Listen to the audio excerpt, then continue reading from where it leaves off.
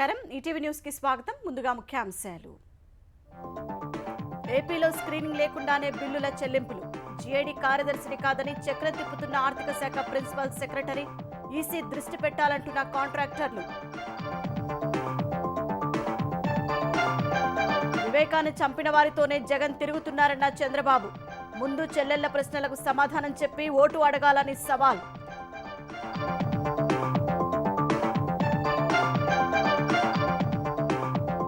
తెలంగాణలో మరో 4 ఎంపీ స్థానాలకు అభ్యర్థులను ప్రకటించిన కాంగ్రెస్. ఖమ్మం, కరీంనగర్, వరంగల్, హైదరాబాద్ పై వీడని పీఠముడి.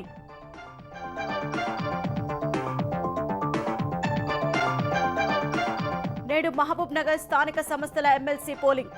క్యాంపుల నుంచి నేరుగా వచ్చి ఓటేయనున్న ప్రజాప్రతినిధులు.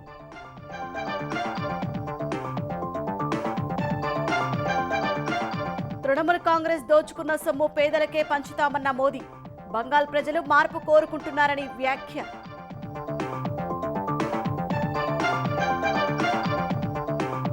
ఎన్ఐఏ నూతన అధిపతిగా సదానంద్ వసంత్ దాతే. అజ్మల్ కసబ్ను పట్టుకోవడంలో కీలకంగా వ్యవహరించిన అధికారి.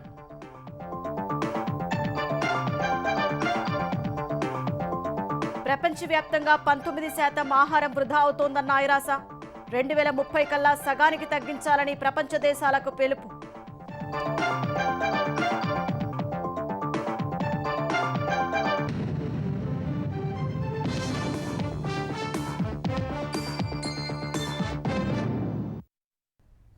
ఆంధ్రప్రదేశ్లో ఎన్నికల కోడ్ కూసింది. ప్రభుత్వ నిర్ణయాల పర్యవేక్షణకు స్క్రీనింగ్ కమిటీ ఏర్పాటైంది. అయినా నిష్పక్షపాతంగా వ్యవహరించాల్సిన అధికారులు ఇప్పటికీ వైకాపాతో అంటకాగుతున్నారు. ఎలాంటి స్క్రీనింగ్ లేకుండానే అధికార పార్టీ అనుయాయులకు బిల్లులు చెల్లిస్తున్నారు. ఈ వ్యవహారంలో ఆర్థిక శాఖ ముఖ్య కార్యదర్శి చక్రం తిప్పుతున్నారు. ఈ బిల్లుల చెల్లింపులపై ఎన్నికల సంఘం తగిన ఆదేశాలు ఇవ్వాలని పలువురు కాంట్రాక్టర్లు కోరుతున్నారు. ఆంధ్రప్రదేశ్లో ఎన్నికల కోడ్ అమల్లోకొచ్చిన తర్వాత ఎలాంటి స్క్రీనింగ్ లేకుండానే 2,000 కోట్ల రూపాయల చెల్లింపులు జరిగిపోయాయి. పారదర్శకతకు ఆస్కారమే లేకుండా మార్చి 16 నుంచి 26 లోపు చెల్లింపులు జరిగాయి. ఆర్థిక శాఖలో అధికార పార్టీకి ఎప్పటినుంచో అండదండలు అందిస్తున్న ముఖ్య కార్యదర్శి కేవీవీ సత్యనారాయణ ఈ కార్యక్రమాన్ని నిశ్శబ్దంగా పూర్తి చేస్తున్నారు. కేంద్ర ఎన్నికల సంఘం ముఖ్య కార్యదర్శి మార్చి 16న రాసిన లేఖ ఆధారంగా ఆంధ్రప్రదేశ్ ప్రభుత్వం మార్చి 18న జీవో 607 విడుదల చేసింది. ఆ ఉత్తర్వుల ప్రకారం ఏపీలో ఒక స్క్రీనింగ్ కమిటీ ఏర్పాటు చేశారు. ఇందులో ఏపీ ప్రభుత్వ ప్రధాన కార్యదర్శి, ఆర్థిక శాఖ ముఖ్య కార్యదర్శి, సాధారణ పరిపాలనా శాఖ ముఖ్య కార్యదర్శి ఉంటారు. ప్రభుత్వానికి సంబంధించిన ప్రతి ప్రతిపాదన, ప్రతి సిఫార్సును ఈ కమిటీ పరిశీలన తర్వాత ఎన్నికల సంఘానికి సమర్పించాలి. ఏపీలో ఏ నిర్ణయం తీసుకున్నా స్క్రీనింగ్ కమిటీ పరిశీలన, చర్చ ముఖ్యం. కానీ కీలకమైన ఆర్థిక బిల్లుల చెల్లింపులో ఎలాంటి పరిశీలన, పారదర్శకత లేకుండా ఇష్టారాజ్యంగా వ్యవహరించడం అధికార పార్టీకి అనుచిత లబ్ధి కలిగించేలా ఉందన్న ఆందోళన వ్యక్తమవుతోంది. ఈ పరిశీలన కమిటీలో సాధారణ పరిపాలనా శాఖ ముఖ్య కార్యదర్శికి ఏ ఫైళ్లు పంపడం లేదని, ఆయన్ను పక్కనబెట్టి నిర్ణయాలు తీసేసుకుంటున్నారని సమాచారం.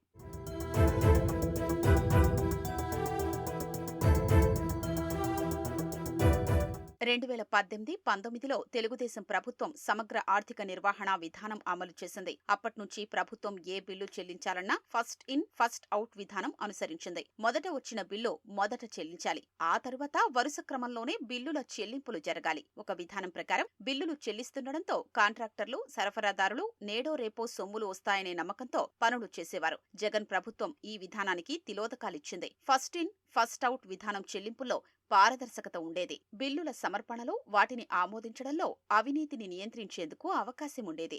జగన్ సర్కార్ ఈ విధానం ఎత్తేసి ఇష్టమైన వారికే బిల్లులు చెల్లిస్తూ వచ్చింది.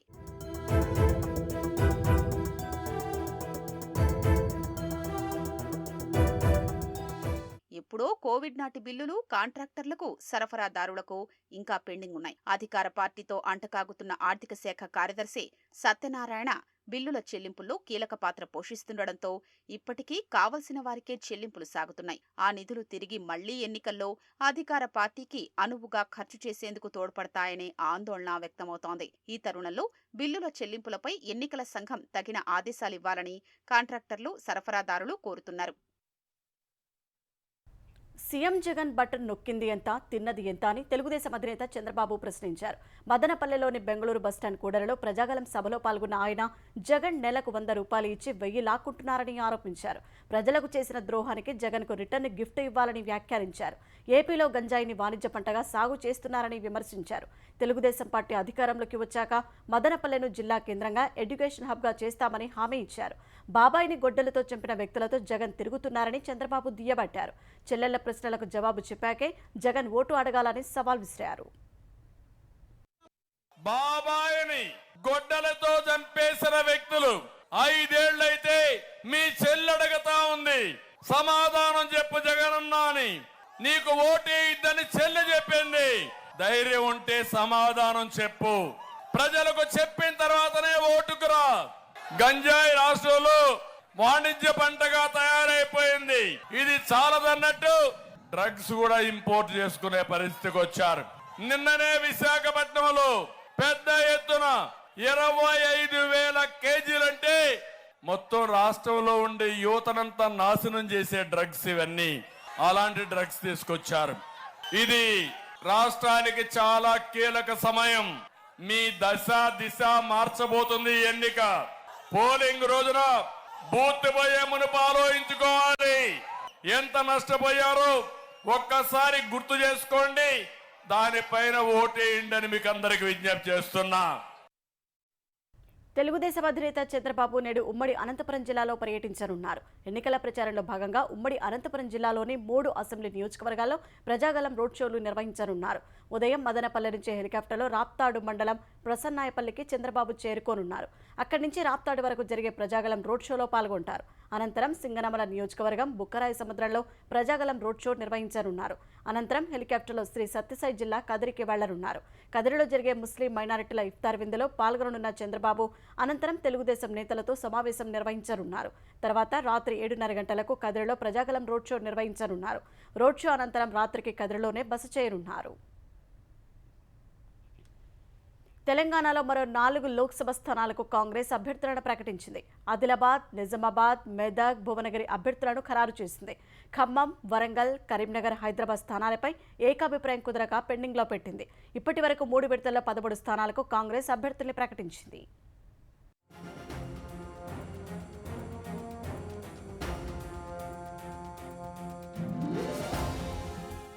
ఏఐసీసీ అధ్యక్షుడు మల్లికార్జున ఖర్గే నేతృత్వంలో బుధవారం ఢిల్లీలో సమావేశమైన కాంగ్రెస్ కేంద్ర ఎన్నికల కమిటీ సీఈసీ తెలంగాణలో 4 స్థానాలకు అభ్యర్థుల్ని ఖరారు చేసింది. ఆదిలాబాద్ నుంచి ఆత్రం సుగుణ, నిజామాబాద్ నుంచి ఎమ్మెల్సీ జీవన్ రెడ్డి, మెదక్ నుంచి నీలం మధు, భువనగిరి నుంచి చామల కిరణ్ కుమార్ రెడ్డి పోటీ చేస్తారని ప్రకటించింది. అసెంబ్లీ ఎన్నికల్లో జగిత్యాల నుంచి పోటీ చేసి ఓటమి పాలైన సీనియర్ నేత జీవన్ రెడ్డిని నిజామాబాద్ నుంచి పోటీ చేయించడంపై సీఈసీలో ఏకాభిప్రాయం వ్యక్తమైనట్లు తెలిసింది. ఇక మిగిలిన 3 అభ్యర్థులు లోక్సభ ఎన్నికల్లో పోటీ చేయడం ఇదే తొలిసారి. పటాన్చెరు కాంగ్రెస్ టికెట్ దక్కినట్లే దక్కి చివరకు చేజారిన నీలం మధు బీఎస్పీ నుంచి పోటీ చేసి ఓడిపోయారు. మళ్లీ కాంగ్రెస్ లో చేరిన ఆయనకు ఈసారి బీసీ కోటాలో మెదక్ టికెట్ ఖరారైంది. ఇక ఆదిలాబాద్ నుంచి ప్రభుత్వ ఉపాధ్యాయురాలు ఆత్రం సుగుణకు అవకాశం దక్కింది. పార్టీ కార్యక్రమాల్లో చురుగ్గా ఉన్న చామల కిరణ్ కుమార్ రెడ్డి తీవ్రమైన పోటీ మధ్య భువనగిరి టికెట్ దక్కించుకున్నారు. ఇప్పటి వరకు 3 విడతల్లో కలిపి మొత్తం 13 స్థానాలకు కాంగ్రెస్ అధిష్టానం అభ్యర్థుల్ని ప్రకటించింది.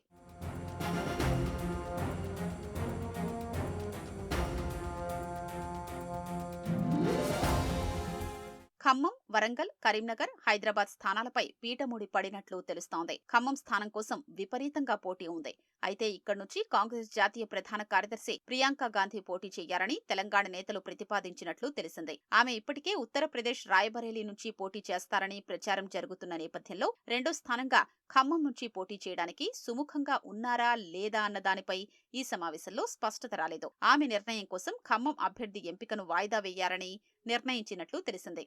ఈ స్థానానికి ఉప ముఖ్యమంత్రి మల్లు భట్టి విక్రమార్క సతీమణి నందిని, రెవెన్యూ మంత్రి పొంగులేటి శ్రీనివాసరెడ్డి సోదరుడు ప్రసాద్ రెడ్డి, మరో మంత్రి తుమ్మర నాగేశ్వరరావు కుమారుడు యుగంధర్లు పోటీ పడుతున్నారు. ఈ ఒత్తిడి నుంచి తప్పించుకోవడానికి తెలంగాణ నాయకత్వం ఇక్కడి నుంచి ప్రియాంక గాంధీని పోటీ చేయాలని ప్రతిపాదిస్తున్నట్లు సమాచారం. ప్రియాంక పోటీ చేయకపోతే ప్రసాద్ రెడ్డికే ఎక్కువ అవకాశాలు ఉన్నాయని నేతలు అంచనా వేస్తున్నారు.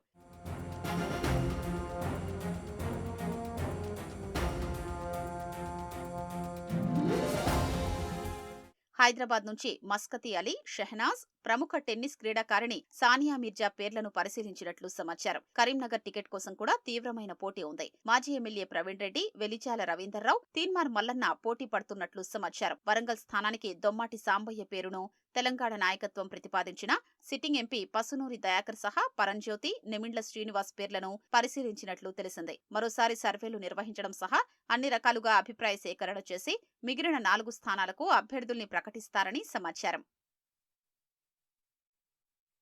కాంగ్రెస్ ప్రభుత్వం ప్రజాపాలన పక్కన పెట్టి అవినీతి పాలన ప్రారంభించిందని భారాస నేతలు మండిపడ్డారు. ప్రతిపక్ష నేతగా ప్రజల సమస్యలను హరీష్ రావు ప్రస్తావిస్తుంటే కాంగ్రెస్ నాయకులు ఎదురుదాడికి దిగుతున్నారని ఆక్షేపించారు. 100 రోజుల పాలనలో 1000 అబద్దాలు ఆడిన కాంగ్రెస్ నేతలు తెలంగాణ ఆస్తిని ఢిల్లీకి దారదత్తం చేస్తున్నారని విమర్శించారు. ప్రజల ఆకలి తీర్చాలని కేసీఆర్ చూస్తే కాంగ్రెస్ ప్రజల జేబులు కొట్టేందుకు చూస్తోందని వ్యాఖ్యానించారు. లక్షల ఎకరాలు ఎండిపోతా ఉన్నాయి. అటు నాగార్జున సాగర్ కింద కానీ అనేక ప్రాంతాల్లో కానీ దాదాపుగా 170 మండలాల్లో కరువు పేరు మీద ఈ పంటలు ఎండగొట్టినటువంటి పరిస్థితులు చూస్తూ ఉన్నాం. ఏమనంటే మీరు అది చేయలేదు, ఇది చేయలేదు, గత ప్రభుత్వం చేసినటువంటి పనులన్నీ కూడా పనికిరావు అనేటువంటి పద్ధతిలో ఇలా ఎదురుదాడి తప్ప ఏ ఒక్కటి కూడా ప్రజల ఆకాంక్షలకు సరైనటువంటి పద్ధతి చేయలేదనేటువంటి విషయాన్ని నేను ఈ సందర్భంగా గుర్తు చేస్తా ఉన్నా. అవినీతి పార్టీలతో పొత్తు పెట్టుకోవాల్సిన అవసరం భాజపాకు లేదని నిర్మల్ ఎమ్మెల్యే భాజపా తెలంగాణ శాసనసభాపక్ష నేత మహేశ్వర్ రెడ్డి అన్నారు. సీఎం రేవంత్ రెడ్డి ప్రధాని మోదీపై స్థాయికి మించి మాట్లాడుతున్నారని ధ్వజమెత్తారు. దేశంలో అవినీతి రహిత పాలన అందించిన ఏకైక నాయకుడు ప్రధాని మోదీ అని కొనియాడారు. హైదరాబాద్లో బిల్డర్లను బెదిరించి రేవంత్ రెడ్డి డబ్బులు వసూలు చేస్తున్నారని, ఎక్కడెక్కడ డబ్బులు వసూలు చేస్తున్నారో చిట్టా తమ వద్ద ఉందన్నారు. ఇచ్చిన హామీలను నెరవేర్చరు కానీ సుపరిపాలన అందించిన మోదీపై విమర్శలు చేస్తున్నారని మహేశ్వర్ రెడ్డి దుయ్యబట్టారు. రేవంత్ రెడ్డి గారు నరేంద్ర మోడీ గారి గురించి మాట్లాడే ముందు ఒకసారి ఆలోచన చేసుకొని ఈ రాష్ట్రానికి ఏం చేసినని అడుగుతా ఉన్నావు కదా. ఈ రాష్ట్రానికి రాష్ట్ర బడ్జెట్ కన్నా అత్యధికంగా ఈ రాష్ట్రానికి డబ్బులు ఇచ్చి ఆదుకునేటువంటి వ్యక్తి నరేంద్ర మోడీ గారు. అంతేకాదు మీరు ఇచ్చినటువంటి హామీలు ఏ ఒకటన్నా అమలు చేసే పరిస్థితిలో మీరు ఉన్నారా? దాని మీద మీరు శ్వేతపత్రం ఇవ్వడానికి సిద్ధంగా ఉన్నారా? ఈ రాష్ట్ర బడ్జెట్ మొత్తం మీరు ఖర్చు పెట్టినా కూడా మీరు ఇవ్వాలనుకున్న రైతు బంధు, మీరు ఇవ్వాలనుకున్నటువంటి దళిత బంధు, మీరు ఇవ్వాలనుకున్న బీసీ బంధుకో సరిపో. మీకు మా నరేంద్ర మోడీ గారి గురించి మాట్లాడే అర్హత నీకు లేదు అని చెప్పి తెలియజేస్తా ఉన్నాను. పశ్చిమ బంగాల్లో పేదల నుంచి కొందరు దోచుకున్న 3,000 కోట్ల రూపాయలను తిరిగి వారికే దక్కేలా చూసేందుకు ప్రయత్నిస్తున్నట్లు ప్రధాని మోదీ తెలిపారు. ఇప్పటికే ఈడీ జప్తు చేసిన సొమ్ము తిరిగి పేదల చెంతకు చేరేలా చూస్తున్నట్లు చెప్పారు. కృష్ణానగర్ నియోజకవర్గం నుంచి తృణమూల్ కాంగ్రెస్ నేత మహువా మొయిత్రాపై పోటీ చేస్తున్న భాజపా అభ్యర్థి రాజమాత అమృతారాయ్తో బుధవారం ప్రధాని ఫోన్లో మాట్లాడారు.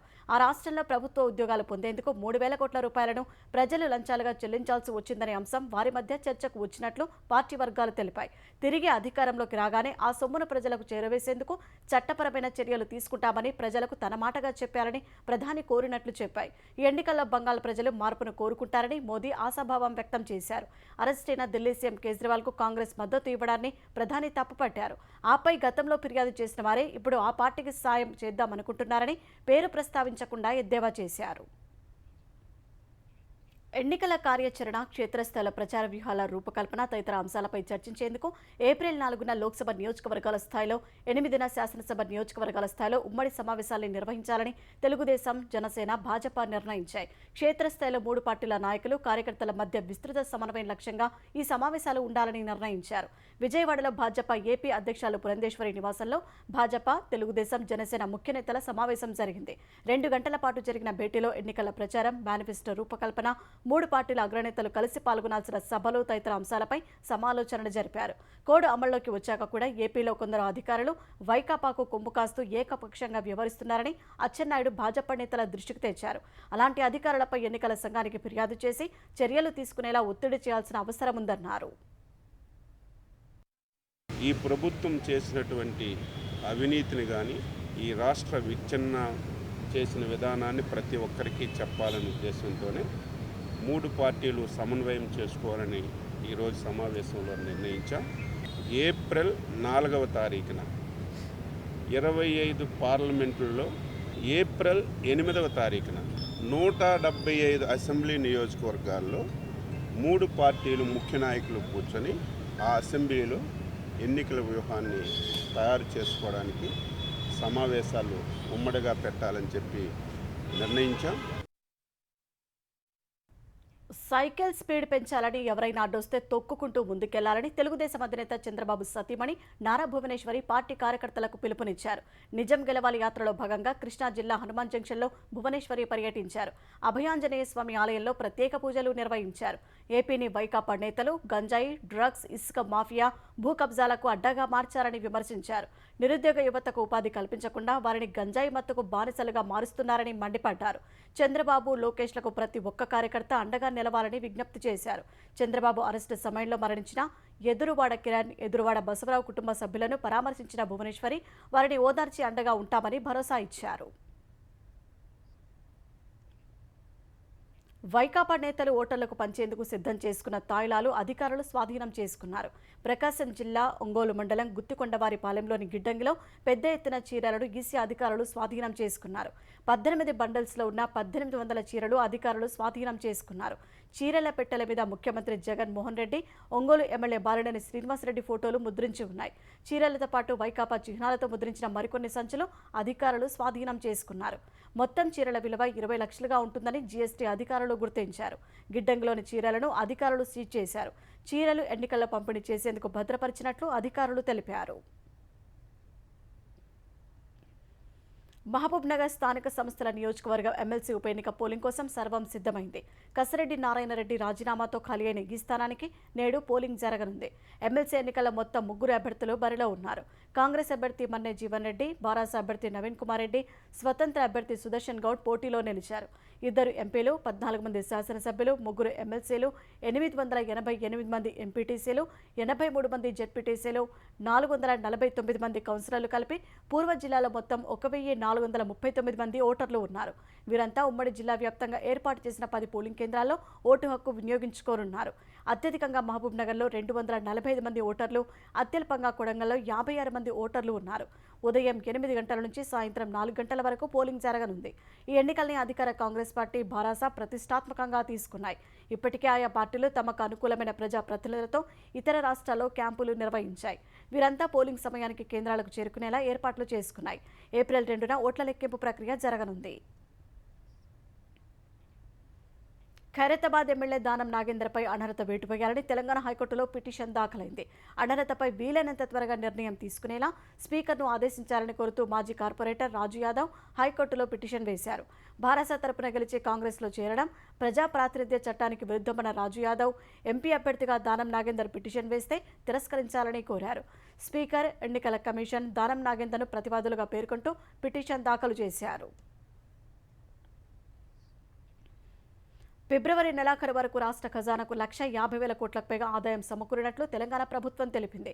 తెలంగాణ ఆర్థిక స్థితిగతులపై కంప్ట్రోలర్ అండ్ ఆడిటర్ జనరల్ కాక్కు వివరాలు సమర్పించిన ప్రభుత్వం 2023-24లో ఆర్థిక సంవత్సరంలో ఫిబ్రవరి నెలాఖరు వరకు రాష్ట్ర ఖజానాకు 1,51,947 కోట్ల రూపాయల ఆదాయం సమకూరినట్లు వెల్లడించింది.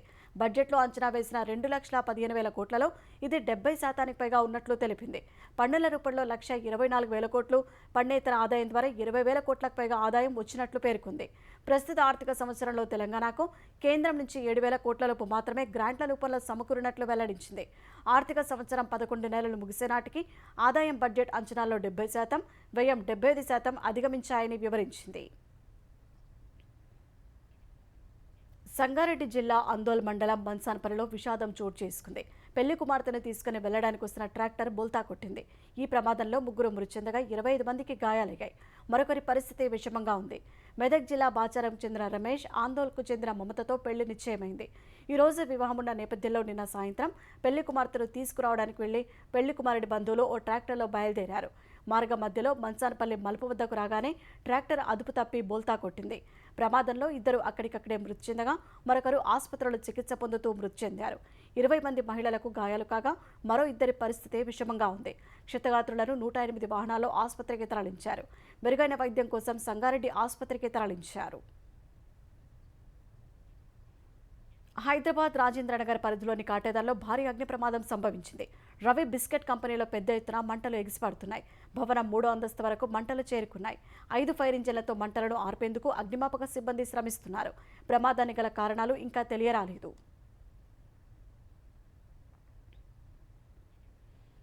విద్యార్థులు ఫీజుల రూపంలో చెల్లించే డబ్బులను ఉన్నత విద్యామండలి దుర్వినియోగం చేస్తోంది. బ్యాంకు ఖాతాల్లో కోట్ల రూపాయలు ఉన్నాయని ఏదో ఒక కార్యక్రమం పేరు చెప్పి వాటిని ఖాళీ చేస్తోంది. ఎన్నికల ముందు ఇష్టారాజ్యంగా ఖర్చు చేస్తోంది. తాజాగా సంక్షిప్త సందేశాల భద్రత, విద్యార్థులకు సమాచారం చేరవేత పేరుతో ఉన్నత విద్యామండలి మెసెంజర్స్ యాప్ను తీసుకొచ్చింది. అనంతపురానికి చెందిన ఓ సంస్థ తీర్చిదిద్దిన ఈ యాప్కు ఏకంగా 30 లక్షల రూపాయలకు పైగా ఖర్చు చేసింది. ప్రస్తుతం ఎన్నికల కోడ్ అమల్లో ఉంది. వర్సిటీలకు చెందిన కొంతమంది ఉపకులపతులు వైకాపాకు అనుకూలంగా వ్యవహరిస్తున్నారు. వీరు విద్యార్థులు, యువత లక్ష్యంగా ప్రచారం చేస్తున్నారు. ఆ నేపథ్యంలోనే ఈ యాప్ను తీసుకొచ్చారనే ప్రచారం సాగుతోంది. ప్రభుత్వానికి అనుకూలంగా ప్రచారం చేసేందుకు అవసరమైన వీడియోలు, ఆడియోలు, సంక్షిప్త సందేశాలు పంపేందుకు దీన్ని వాడనున్నారని కొందరు అధ్యాపకులు అంటున్నారు. పైకి మాత్రం విద్యార్థులు, వర్సిటీలకు సమాచారం ఇవ్వడం కోసమే దీన్ని రూపొందించినట్లు చెబుతున్నా దీని వెనుక ఎన్నికల ప్రణాళిక ఉన్నట్లు ఆరోపణలు వ్యక్తమవుతున్నాయి.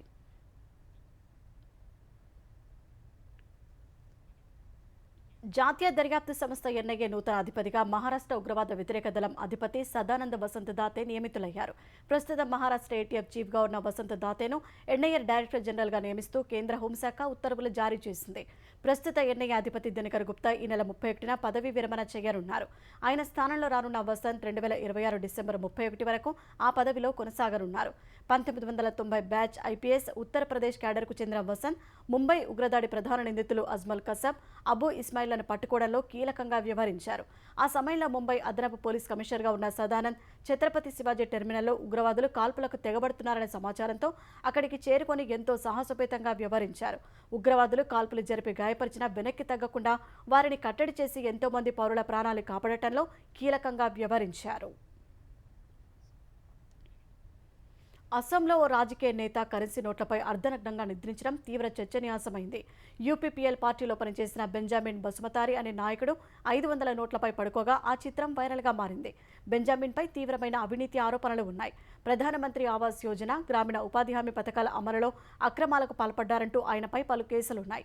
ఆయన విలేజ్ కౌన్సిల్ డెవలప్మెంట్ కమిటీ చైర్మన్గా ఉన్న సమయంలో లబ్ధిదారుల నుంచి లంచం తీసుకున్నారని తెలిసింది. ఈ వ్యవహారంపై యూపీపీఎల్ పార్టీ చీఫ్ ప్రమోద్ బోరో స్పష్టత ఇచ్చారు. బెంజామిన్కు తమ పార్టీతో సంబంధం లేదని, ఆయన జనవరి 10నే పార్టీ నుంచి సస్పెండ్ అయ్యారని తెలిపారు. ప్రపంచవ్యాప్తంగా 78.3 కోట్ల మంది తీవ్ర ఆకలి కేకలతో అలమటిస్తున్నారని, పలు దేశాల్లో ఆహార సంక్షోభం మరింత ముదురుతోందని ఐక్యరాజ్య సమితి ఐరాసా వెల్లడించింది. ఈ మేరకు ఐరాసా పర్యావరణ పథకం ఆహార వృధా నివేదికను విడుదల చేసింది. సంవత్సరానికి ఒక వ్యక్తి సగటున దాదాపు 79 కిలోల ఆహారాన్ని వృధా చేస్తున్నాడని తెలిపింది. దాదాపు 60% ఆహారం ఇళ్లలోనే వృధా అవుతోందని పేర్కొంది. 28% రెస్టారెంట్ల వంటి వాటిల్లో వృధా అవుతోందని వివరించింది. ఆహార వృధాను 2030 కల్లా సగానికి తగ్గించేందుకు కృషి చేయాలని ప్రపంచ దేశాలకు ఐరాసా పిలుపునిచ్చింది. 2022లో ఉత్పత్తైన ఆహారంలో 19% అంటే దాదాపు 100 కోట్ల టన్నుల ఆహారం వృధా అయిందని ఐరాసా నివేదించింది. 2021లో తొలిసారి నివేదిక ఇచ్చినప్పటికంటే 2022లో ఆహారం వృధా చేసే దేశాలు రెట్టింపయ్యాయని తెలిపింది. 2021లో ఉత్పత్తైన ఆహారంలో 17% వృధా అయిందని నివేదిక తెలిపింది.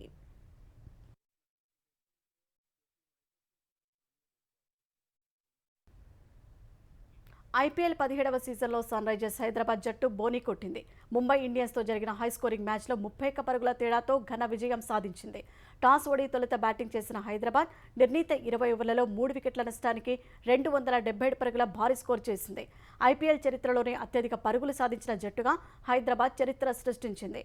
ఆరంభం నుంచి ఆ జట్టు బ్యాటర్లు దూకుడుగా ఆడారు. Klaasen 80, Abhishek Sharma 63, Travis head 62, Markram 42 పరుగులతో వీరవిహారం చేశారు. ముంబై బౌలర్లలో కెప్టెన్ హార్దిక్ పాండ్యా, కోయెట్జీ, పీయూష్ చావ్లా ఒక్కో వికెట్ తీశారు. భారీ లక్ష్య చేంద్రలో ముంబై కూడా ధీటుగా బదిలించిన నిర్ణీత 20 ఓవర్లలో 5 వికెట్ల నష్టానికి 246 పరుగులు చేసి ఓటమి పాలైంది. ముంబై బ్యాటర్లలో తిలక్ వర్మ 64, టిమ్ డేవిడ్ 42, ఇషాన్ కిషన్ 34, నమన్ధీర్ 30 పరుగులు చేశారు. ప్యాట్ కమిన్స్, జయదేవ్ ఉనద్గట్ చెరో 2 వికెట్లు తీశారు. ఈ మ్యాచ్లో ఇరు జట్లు కలిపి మొత్తం 523 పరుగులు చేయడంతో ఐపీఎల్లో అత్యధిక పరుగులు నమోదైన మ్యాచ్గా రికార్డయింది.